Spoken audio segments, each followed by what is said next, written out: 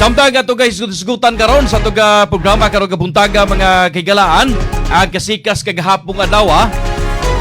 Diin sod sa pipila ka adlaw nga walay nahitabo nga sesyon kay gusto lagi sila mga kaigalaan no nga ipatuman through online mga kaigalaan aga sesyon sa Senado kagahapon nakurom na daw matud pa nila mga kaigsunan. No? Adunay nahitabo nga quorum kagahapon mga kaigsuonan, then daghang mga law expert, daghang mga niingon, daghang mga netizen, mga suking tigpaminaw ang nakasaway niini gumikan kay usa ni ka pag kanang pag-bend kuno sa balaod.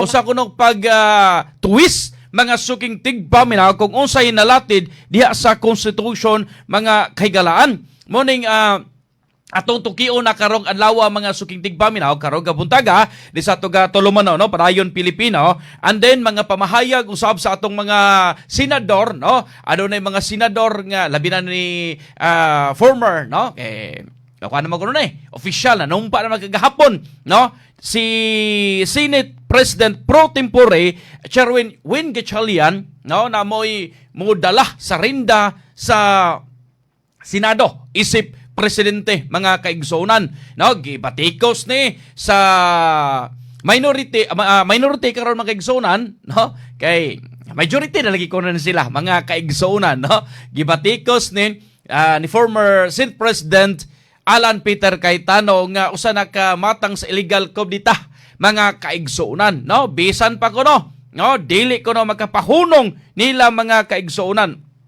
no gibutyag ni Gatchalian mga kaigsunan.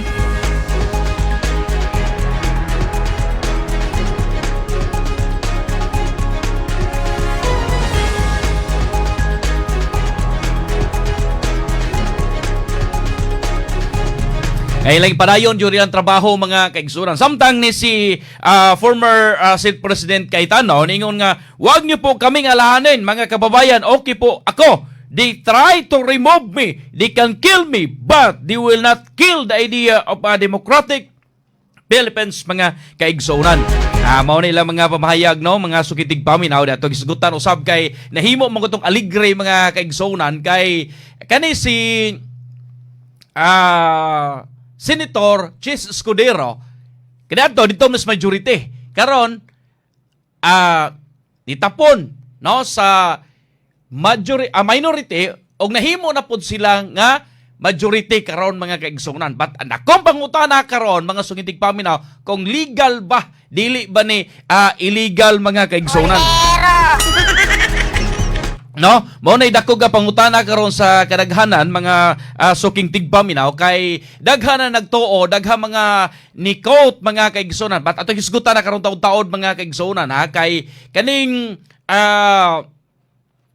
majority karon na pinanguluhan ni Senate President pro tempore Win Gatchalian ni butyag ni nga daw na sila gi-quote mga kaigsunan. Ato nang hisgutan karon, and then ang kuan usab no ang constitution usab mga kaigsunan adunay nalatid usab diha kung unsay naada sa constitution mga suking tigpaminaw. Okay, before that no nagsugod ang kasikas kagahapong adlaw paghatag ni og idea, paghatag og background sa kasikas kagahapong adlaw mga suking tigpaminaw.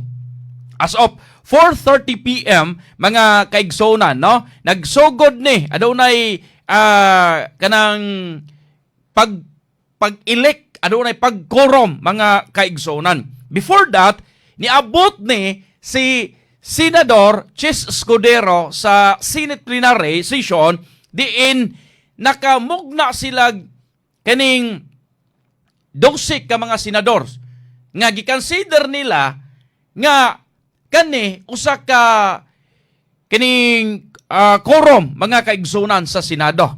But daghang mga nibatikos, daghang mga nisaway ani mga kaigsuonan kay bisan kuno unsaon naa kuno sa Constitution kung atong tanawon di kaigsuonan ubos sa 1997 Constitution sa Article 5 Section 16 Paragraph 2 mga kaigsuonan no majority of each house shall constitute a quorum to do business mga kaigsuonan no. So ang Senado nagkumpos 24 man maglibog base maglibog usahay no nganong during sa election, no, dong sira kabuk ang nanagan, mga kaigsunan. Ang tumong tuyo ana nganong wala na gidungan sila og pag-end silang termino around dili mahamper ang pagpanday mga balaod non pag himo diag mga resolution para sa welfare sa katawhang Pilipino mo nga pag 2028 aduna na poy baguhay ra mo to eleksyon natong sa presidential dinungan po to. So katong nakadaog ato dili pa na mo-expire mga kaigsunan.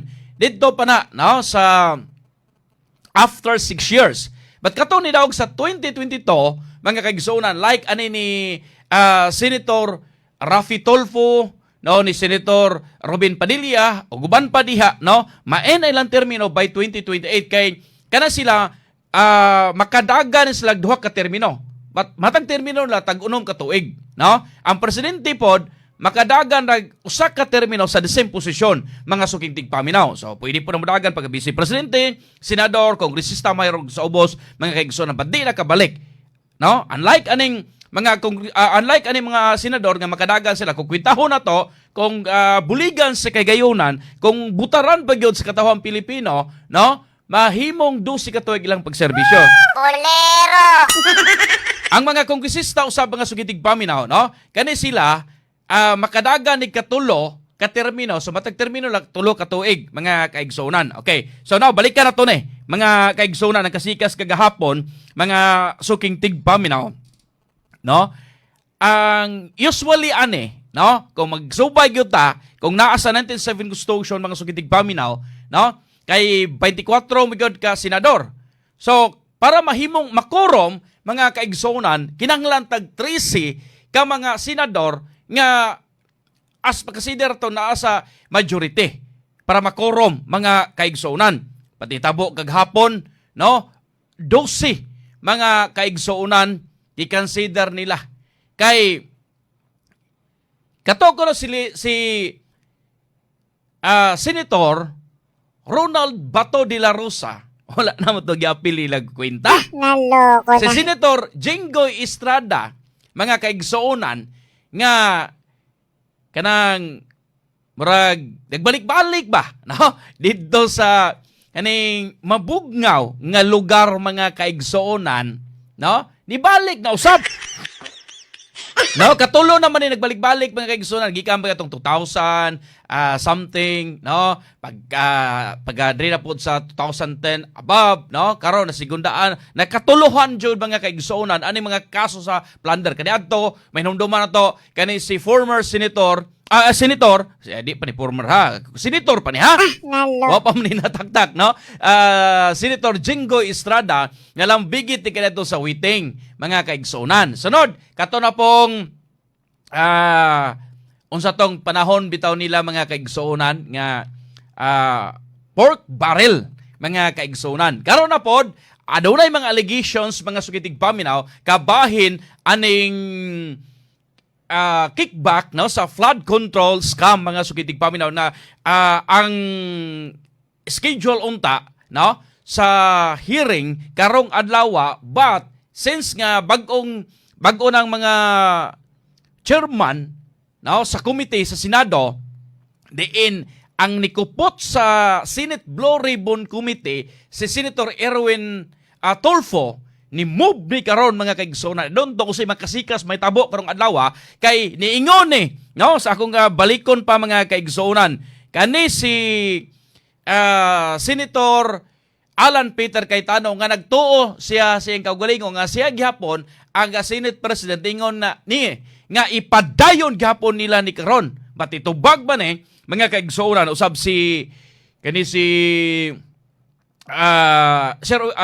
Senator Erwin Tulfo nga kung adunay mga lihok nga panghimuon mga lakang si Senate Blue Ribbon kani gitudlo man katong kaniadto pa, no, sa panahon nga si Senate President Alan Peter Cayetano mo'y naglingkod sa minorya, no, si Senator Marcolita karon niingon naman kung aduna mo'y mga lihok nga himuon karon, no, usa na kamatang sa illegal. Naloko na.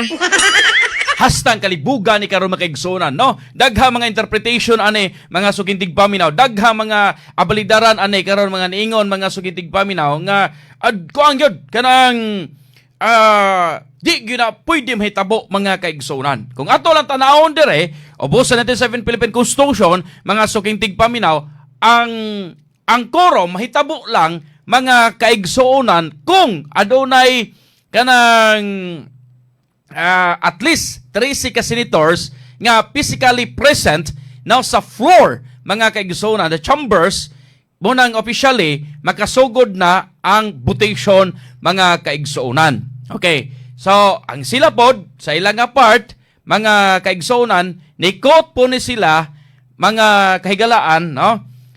Unsay, katong, kuwan bitaw? Kaning, atog aliliw niya. Nikot ni sila, kaning mga senador karon, mga kaigsunan, sa, okay, atog aliliw ni Dre, okay, Okay. Okay, ato ano gamay. Okay.